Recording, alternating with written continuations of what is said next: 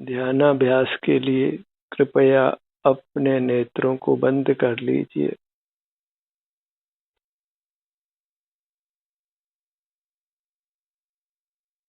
अपना ध्यान अपने शरीर पर लाइए।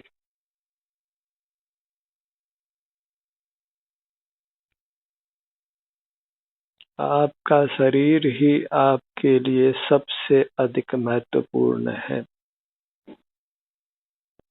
क्योंकि शरीर स्वस्थ है तो सुखी जीवन है।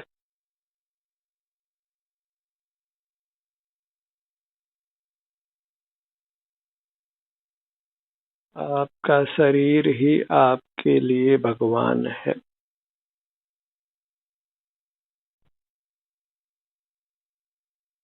आनंददाता है।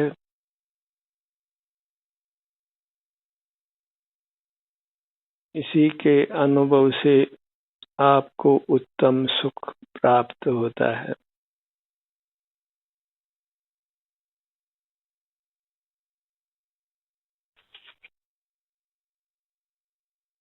जिस भी अंग को आप स्वस्थ रखना चाहते हैं, उस अंग पर अपने ध्यान को लाइए, उसका एहसास कीजिए।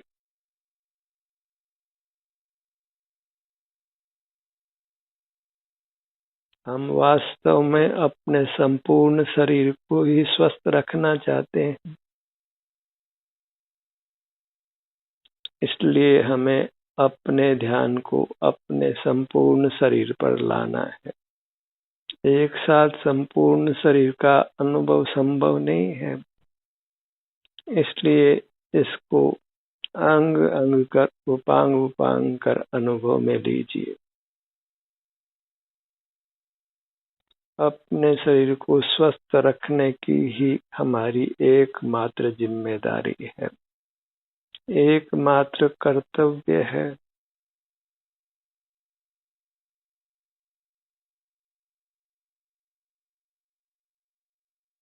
बाह्य उपलब्धियों की इच्छा छोड़कर केवल अपने शरीर को स्वस्थ रखने का ही प्रयत्न कीजिए।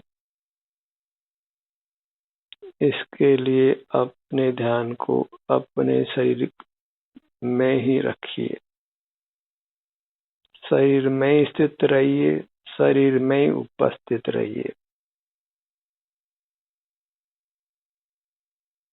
बंद नेत्रों से हमें अपना ही अमूर्त शरीर अनुभव में आता है, आप ही अनुभव में आता है, और अपना अनुभव करने से ही जीव परमात्मा होता है, परम सौख्य को प्राप्त करता है, अविनाशी सुख को प्राप्त करता है।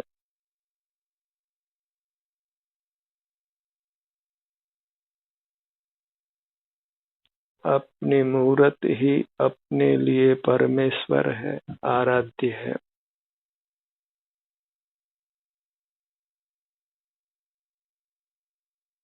हर संप्रदाय में किसी पर व्यक्ति को, पर जीव को ही परमात्मा स्वीकार कराया जाता है। कोई राम की आराधना करता है, कोई महावीर की, कोई क्राइस्ट की, कोई नानक की, पर अपनी आराधना करना ही सच्ची आराधना है। अपनी भक्ति ही सच्ची भक्ति है। पर से सुख की आशा रखना ही मूर्खता है, क्योंकि पराधीन सपने सुख नाही। पर फिर कोई भी क्यों न हो, स्वाधीन सपने दुख नाही। जब हम अपना ही अवलंबन करते हैं तो फिर हमारी निद्रा भी सुखद होती है, दुस्वप्न नहीं आते, निद्रा में भी दुख का अनुभव नहीं होता।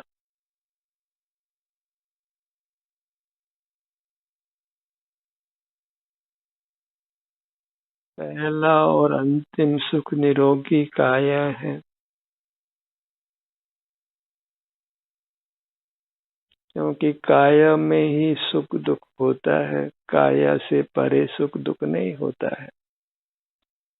और काया को अनुभव कर लेने से ही जब हम सुख का अनुभव कर लेते हैं तो फिर बाह्य पदार्थों के ग्रहण से क्या प्रयोजन है।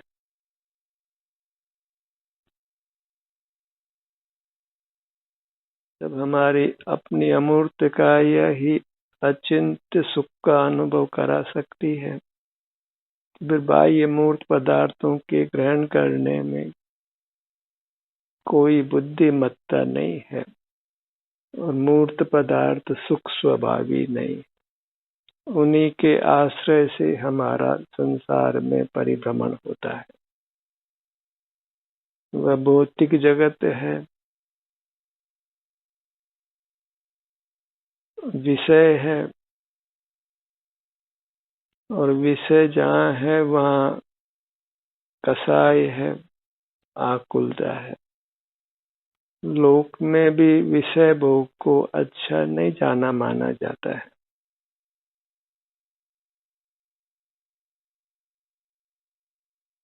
मूर्त पदार्थ की आकांक्षा को छोड़कर अपने को ही भाना है, अपने को ही पाना है, अपने समक्ष रहना है।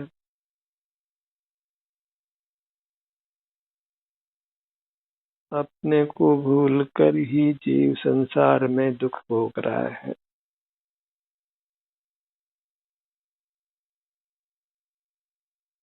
हैरान रहता है, नाना दुखों को भोगता है।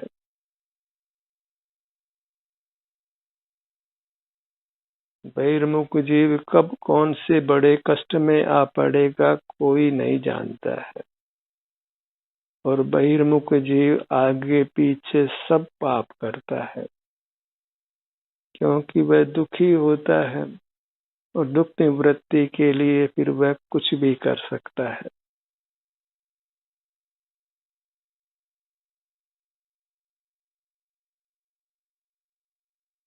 पशु पक्षी जब भूख असह्य हो जाती है तो अपनी संतति को ही खा जाते हैं।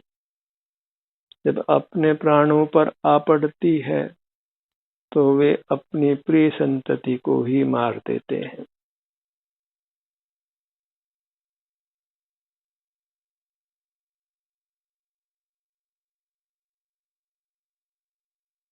सर्वांग में सुख का अनुभव हो, इसके लिए हमें अपने सर्वांग से युक्त रहना है। अपनी उपेक्षा ही हमें महान दुख देती है। बहिर्मुख रहने से ही हम महान दुख भोगते हैं।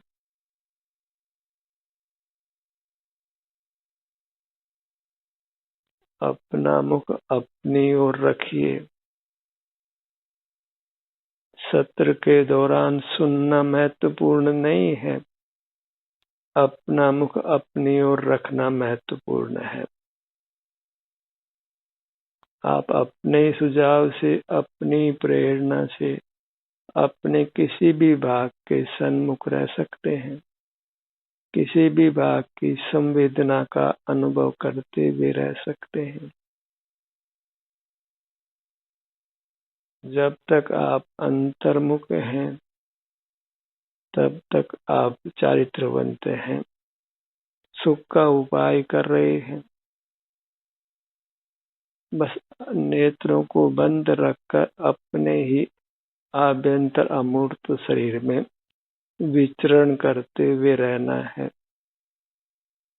विहार करते हुए रहना है। बाहर में विहार करते अनंत काल हुआ, अब अपने भीतर ही विहार कीजिए। ठहर जाना है, कहीं जाना नहीं है, कहीं बाहर विहार करना नहीं है। गुप्त रहकर, एकांत में रहकर अपनी मूर्त से ही युक्त रहना है। अपने अनुभव से रहना है, सारे जगत का विस्मरण कर देना है।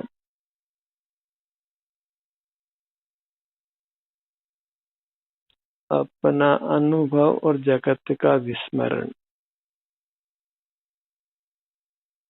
इतना सा उपाय कीजिए बिना प्रमाद के।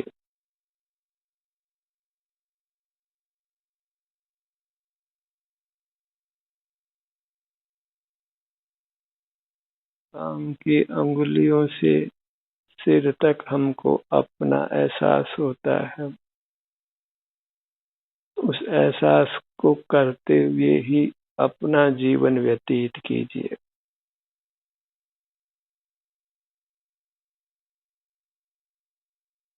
बाहर की उपलब्धियां वास्तव में उपलब्धियां नहीं है, सब हमारा नुकसान ही है।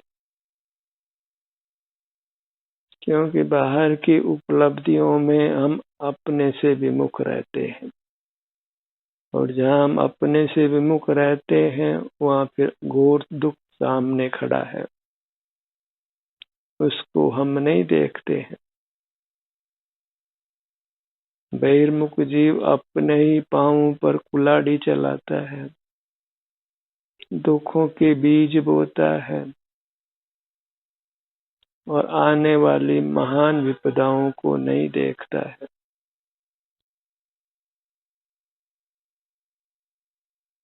विषय लोभ में वह सर्वस्व गंवा देता है।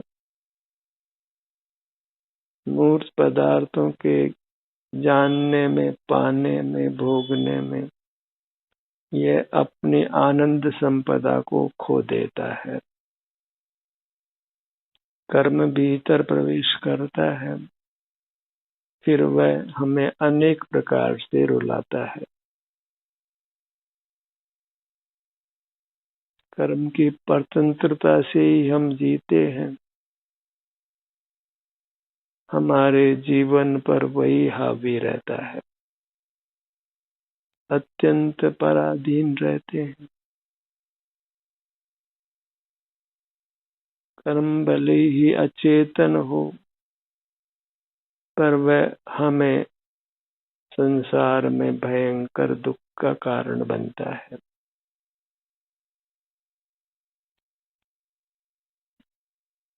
मूर्त की हमें दुख देने की शक्ति को कम मत आंकिए।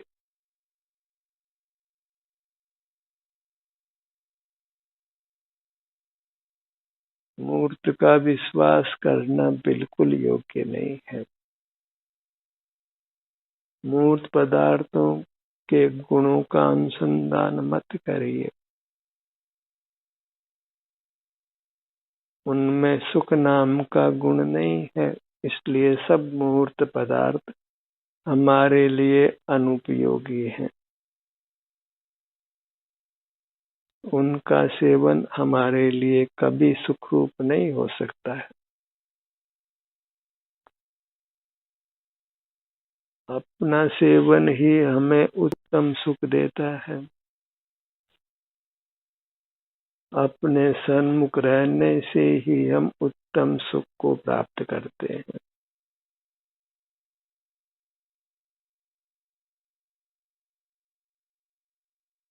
निरंतर अपने सुख सागर में डूब कर रहना है।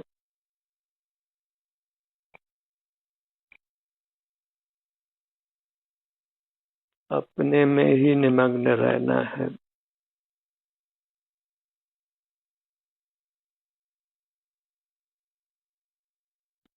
आभ्यंतर अमूर्त शरीर के सन्मुख रहने से किसी भाग में अप्रिय संवेदना भी मिले तो उसके अनुभव से भी हमारा भविष्य अच्छा बनता है।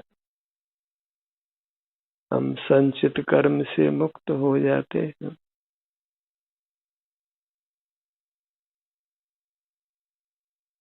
बस बाह्य पदार्थों में सुख की आशा छोड़ दिए।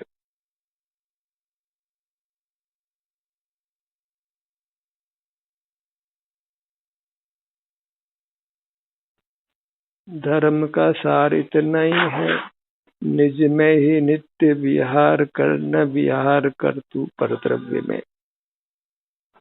इसको जीवन में डालना है, केवल विकल्प करने मात्र से कुछ लाभ नहीं है। वास्तव में अंतरंग में विचरण करते हुए रहना है, और जितनी बहिर्मुखता हम करते हैं उसके प्रति खेद अनुभव करना है, उसको बुरा जानना है। अपने ध्यान को अपने मध्य भाग में, पेट के भाग पर लाइए।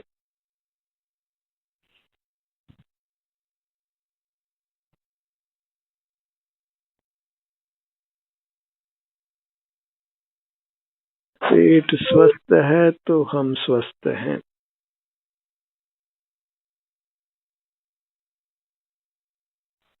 पेट की मांसपेशियों को सबल रखने के लिए, पेट का जो श्वसन क्रिया के लिए फूलना और सिकुड़ना होता है, उसका सतत अनुभव करिए।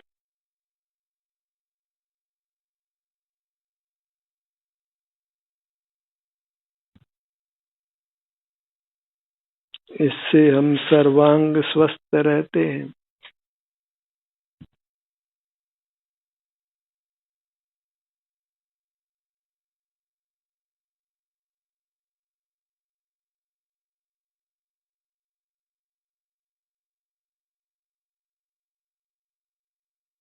आत्यंतिक स्वास्थ्य का अनुभव करने के लिए पेट के फूलने और सिकुड़ने से निरंतर जुड़कर रहिए।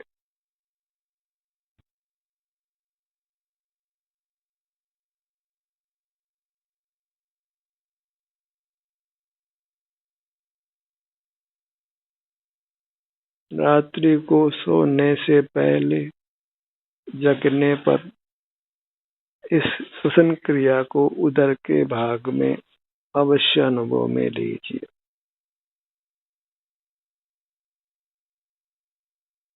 आहार निहार के पश्चात भी इस क्रिया को अनुभव में लीजिए।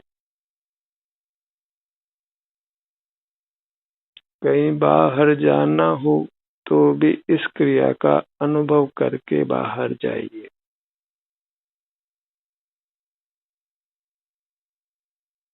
किसी भी शुभ कार्य को करने से पहले अपने ध्यान को अपने पेट के भाग पर लाकर इस श्वसन क्रिया को कुछ समय तक अनुभव में लीजिए।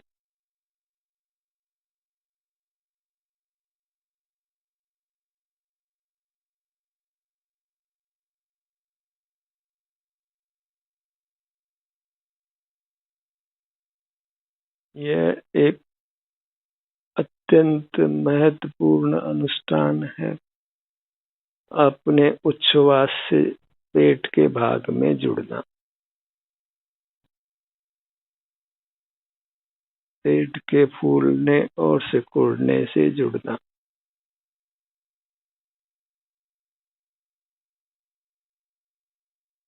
इससे हम सुगमता से अंतर्मुख रहते हैं और फिर उत्तम स्वास्थ्य को और सुख को प्राप्त करते हैं।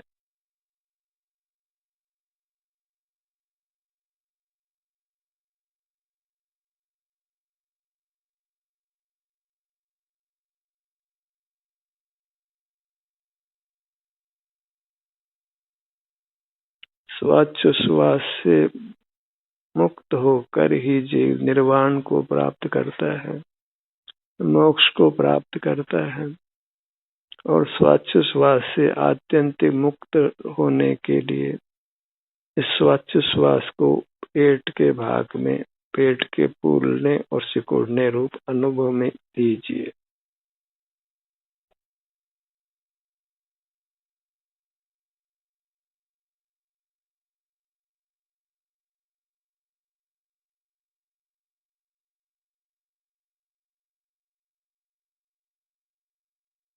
इससे श्वास दीर्घ होती है और गति मंद होती है।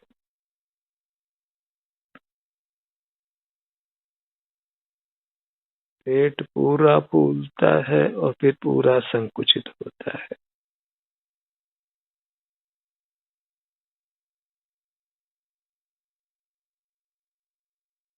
अपने आत्म प्रदेशों का फैलना और सिकुड़ना होता है मूर्त काया के साथ में।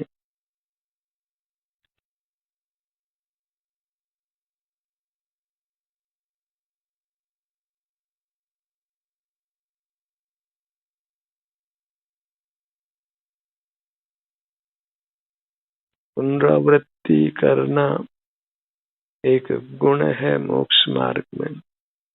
पुनः पुनः अपने ध्यान को अपने आप पर लाना, वही वास्तव में चारित्र है, धर्म है।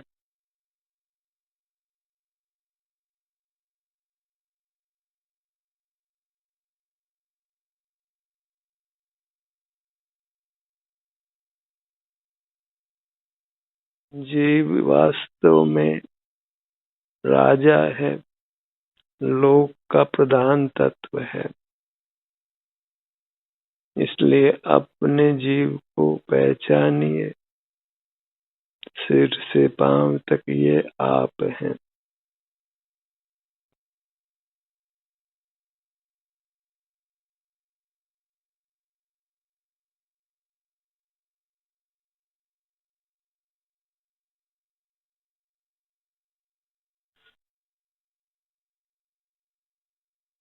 अपने में उपस्थित रहना ही मोक्ष मार्ग में प्रवेश करना है। अपने ही शरीर में उपस्थित रहना, स्थित रहना, इतना ही मोक्ष का मार्ग है, सुख का मार्ग है। शरीर के प्रति की गई उपेक्षा हमें बहुत दुख देती है। ये वास्तव में परमात्मा का ही अनादर है। परमात्मा की उपेक्षा करना है, उन्हीं को पीठ देना है, वही उनका अनादर है। अपने ध्यान को अपने नेत्रों पर लाइए।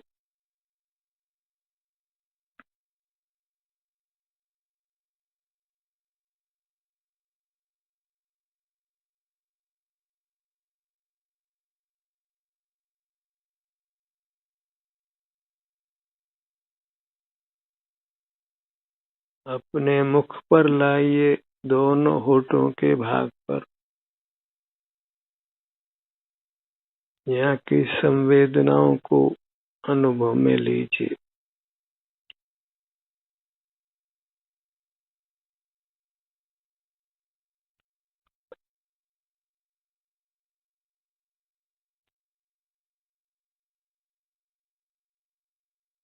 अत्यंत प्रमोद के साथ ये काम करना है, क्योंकि यही कार्य मुक्ति को प्रदान करता है, नर से नारायण बनाता है, आत्मा को परमात्मा बनाता है, दुख से हटाकर सुख में स्थापित करता है। दोनों कानों का भाग, दोनों नथुनों का भाग,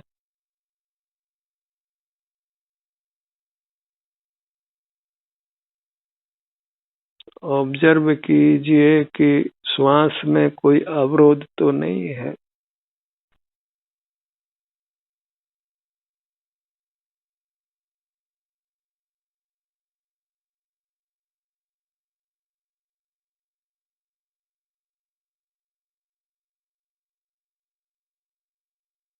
अपने ध्यान को अपने सीने के भाग पर लाइए।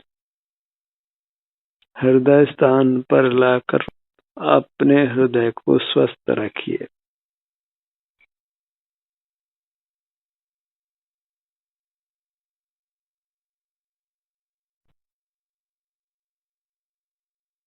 अपने हृदय भाग की उपेक्षा मत करिए, इससे विमुख मत रहिए। इस बात का एहसास करते हुए रहिए।